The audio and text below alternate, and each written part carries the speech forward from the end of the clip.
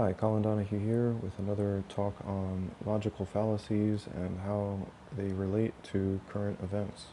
So another logical fallacy is known as avoiding conclusions. Um, some folks give it other titles, but that's the title given in one of my books on logic, titled Being Logical by D.Q. McInerney. And so yeah, he has this listed as one of the principal forms of illogical thinking, or in other words, a particular logical fallacy. It's number 27 in his book. So what is the logical fallacy of avoiding conclusions?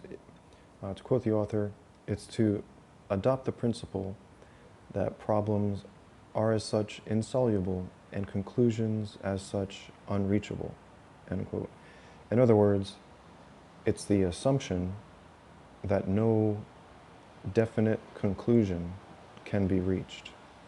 So this logical fallacy falls under the category of assumptions, and as I explained in a previous audio, all logical fallacies can be categorized into three groups. One being assumptions, second being wrong definitions, and the third being abuse. And whenever assumptions or wrong definitions or abuse are used as an argument or as a counter-argument, that is utilizing a logical fallacy. So your argument is not sound, it's not logical. So avoiding conclusions actually goes hand in hand with the larger issue for humanity, for human psychology and spirituality and ethics, which is the issue of moral relativism, or the viewpoint of moral relativism. Moral relativism is basically saying that in the way that I'm using it here, it's saying that there are no definite good things or bad things. There are no clear-cut right actions or wrong actions. It's saying that morality cannot be set in stone in any way. It's always situational. It's always dependent on the culture, for example, is another perspective.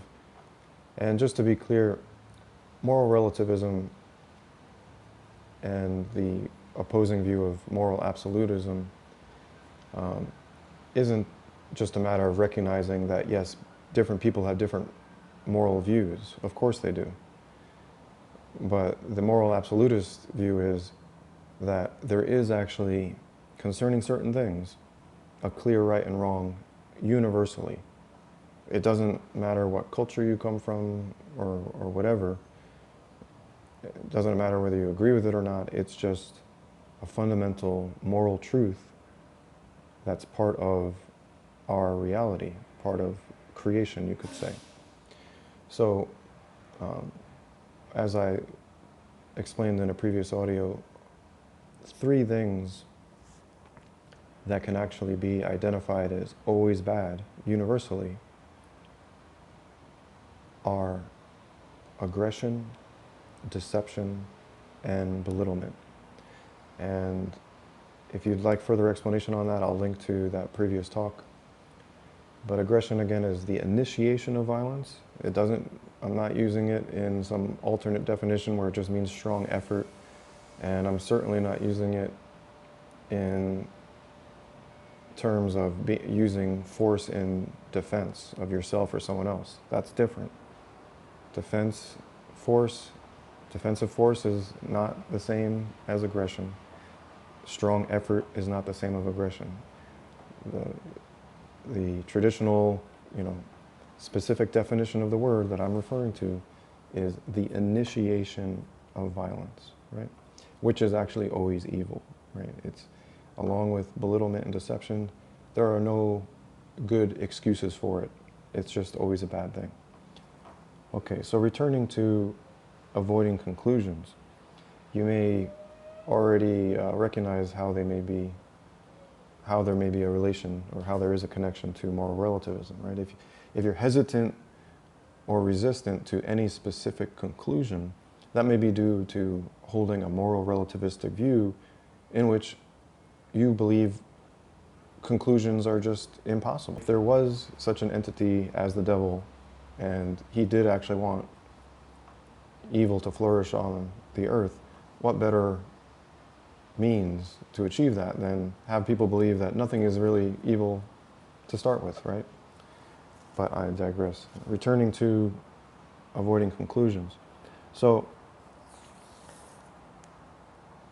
the problem with this is that a lot of times people will cling to this logical fallacy, but think that they are actually being wise in doing so. They may consider themselves more tolerant.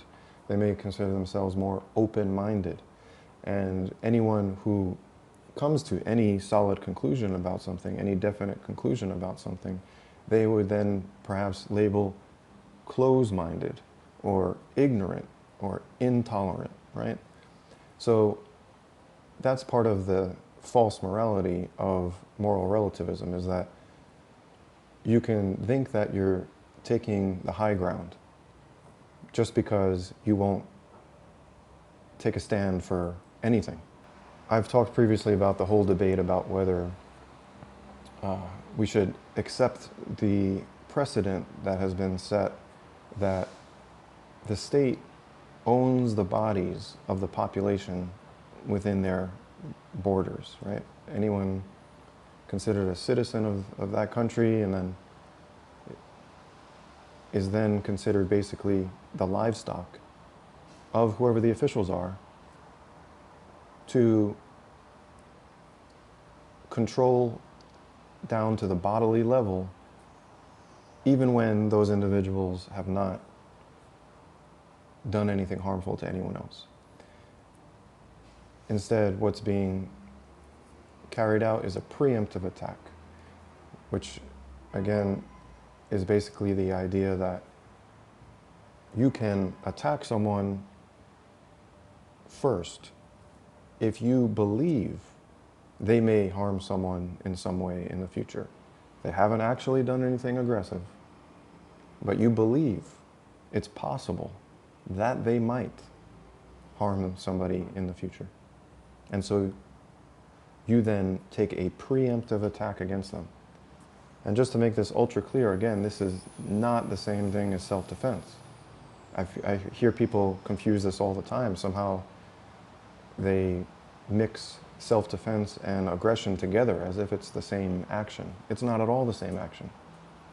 One is the initiation of aggression, of violence, and the other is a response to aggression that has already occurred, right? So on a real basic level, if someone comes up to you on the street and starts punching you, and then you punch back, you're not being aggressive. You're being forceful in a defensive way, right? To preserve your life, right? To love yourself in a healthy way, to prevent pain and suffering. You're defending yourself, but you're not being aggressive. The person that just started punching you is the aggressive one. Right? This is so basic, but it's not been spelled out like this, and I think purposely so. This is not something children are educated on. It's not even, in university studies on ethics. I don't know of any professors spelling it out this clearly. Certainly not spelled out this clearly on the news media or, coming out of any politician's mouth either. And I think that's not coincidental. So, concerning, again, this issue of whether state officials can control your body via a preemptive attack, and the whole debate about, well, maybe what they're mandating, maybe what they're suggesting really would be helpful, If there's a contagious sickness in the world and they're mandating that you put something on your body or that you inject something in your body, with mystery ingredients, maybe that would help. And so, maybe the mandate isn't such a bad idea, right? So the flawed view here is ignoring the fact that the mandate itself is an act of aggression because it's a preemptive attack. So whatever preventive healthcare measures that you think would be smart to do for yourself, for your family, go ahead and do them. That's your choice. Whatever it is that you feel would be the best thing to do based on the information that you have and that you believe. If that means a face covering for the rest of your life, okay, wear a face covering for the rest of your life. If that means staying 6 feet apart from everybody in the world for the rest of your life, okay, your choice. It's your body, your choice. So that's the first premise. You own your body, and since you own your body, you can control your body. As long as you're not harming anyone else, right?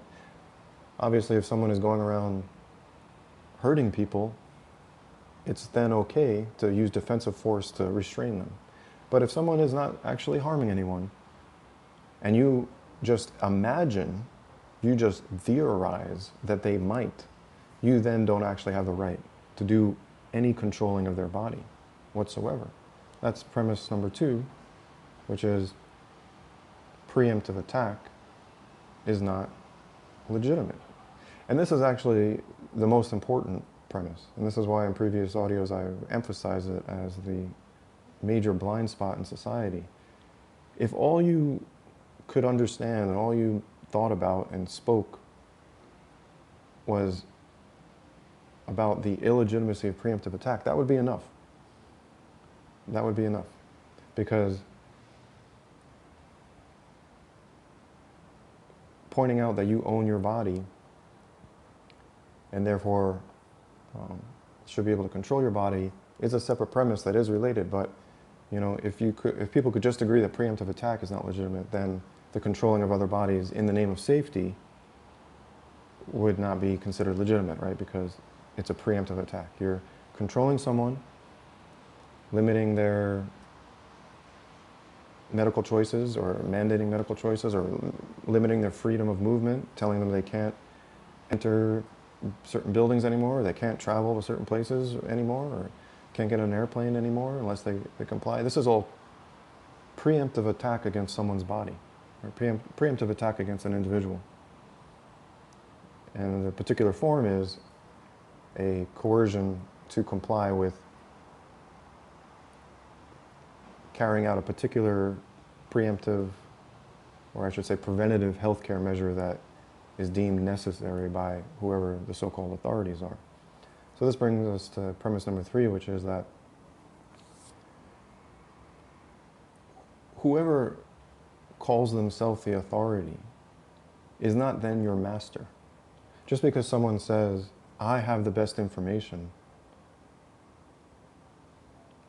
and so you must obey me and give up your freedoms to me, that's not legitimate.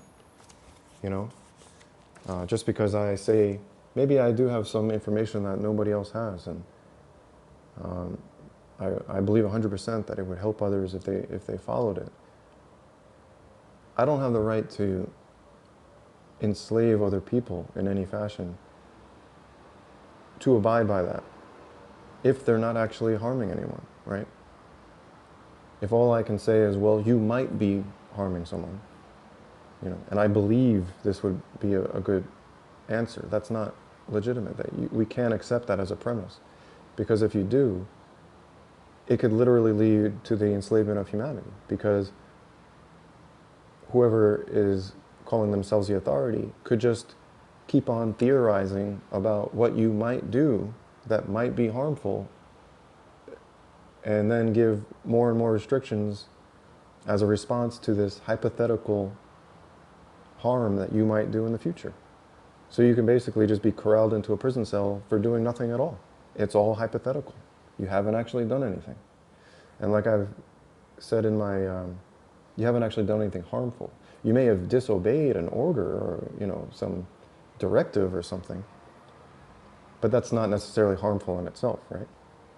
So if you believe that like obeying whatever a governor says is, or whatever a government official says is always the right thing, well, that's just false. That's another logical fallacy. That's appeal to authority. Right? There's countless examples in history where the leader giving the orders was telling people to do atrocious things, you know. Most easy to use example, of course, being Hitler, right? Along with others like Stalin and other crazy, violent rulers that were giving orders to everyone to do all these violent things, right? And a lot of them just said, oh, I'm just following orders, just doing my job, right? But what they were doing wasn't right. It doesn't make the action correct because it was simply given to them by an authority. So just because an authority, so-called authority figure says you need to do something, doesn't make it morally correct, first of all. Right? That's just, that should be something you should be able to accept as a truth. And secondly, you should be able to accept as a truth that you own your own body, you know. If private property rights are to have any meaning, it has to begin with the idea that you own your own body. Someone can't just control and exploit and harm your body as they feel fit, you know, treating you literally as a slave. That's not legitimate. That's not ethically correct, right? So when you take all of these premises together, it leads to a definite conclusion. It leads to a definite conclusion that you should take whatever preventive healthcare measures you think are good and necessary, but no state employee has the right to force that upon you. You can agree with them and follow them if you think it's a good idea, but if we accept the premise that they can just keep on taking preemptive attack against us based on whatever they theorize might be best, you know, this is just a form of idolatry to accept that, you know, to not consider the possibility that they might be, number one, incorrect, and number two, maybe they're being deceptive. Maybe they're actually just interested in controlling people and gaining more power over them and gaining more profit over them too, right? When the next health intervention or measure or mandate actually profits a certain corporation, like a vaccine corporation, right? Who supplies them with millions or billions of dollars, right?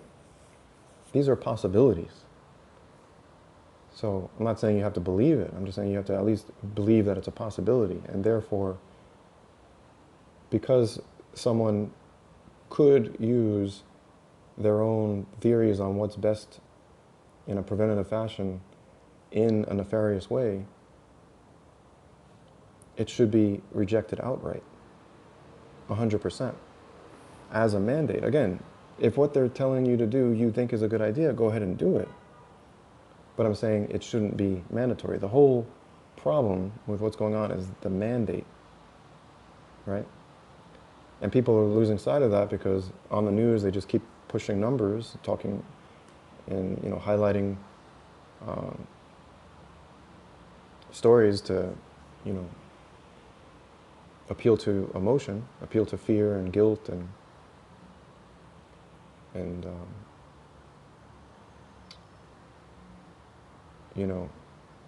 mainly fear, right? Guilt tripping.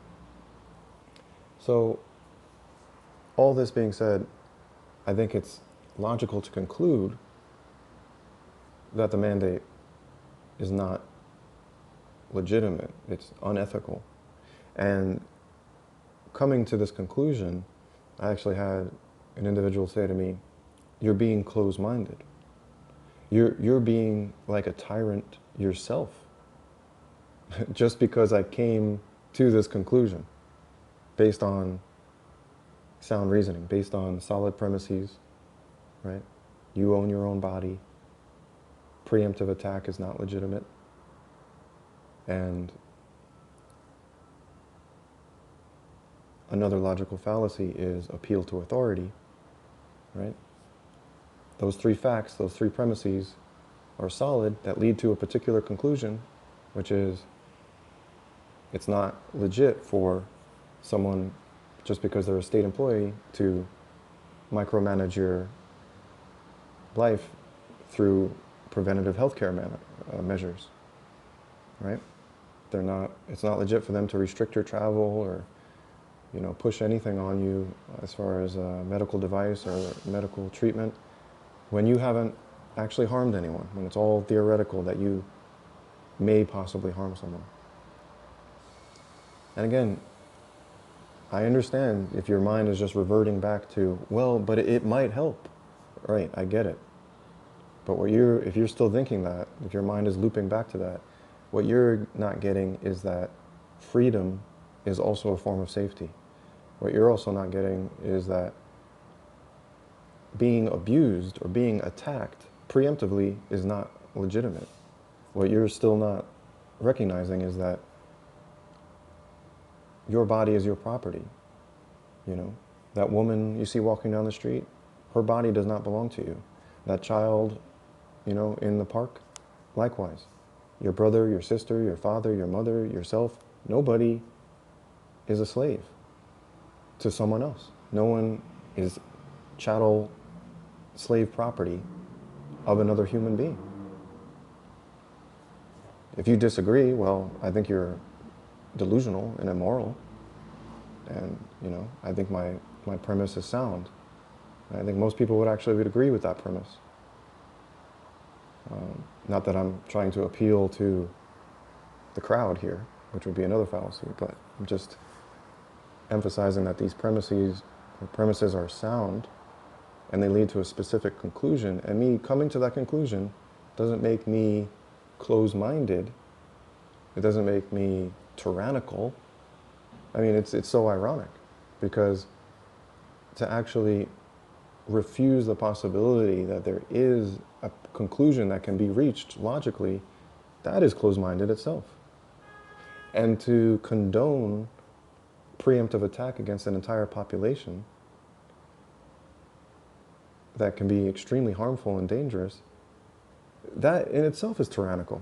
So it's projecting this tyrannical and closed-minded nature onto someone like myself who is coming to a logical conclusion, which is possible, right? Logic isn't all just about one premise after another, ad infinitum. The idea is that you come to a conclusion, right? A specific, solid conclusion, like slavery is evil, period, the end, for all time. I hope this clarification of the logical fallacy of avoiding conclusions was interesting and helpful to you, and I hope you will promote freedom and safety by pointing out that your body is your property, preemptive attack is never legitimate, and constantly appealing to authority is not a sound argument. All right, thank you for listening.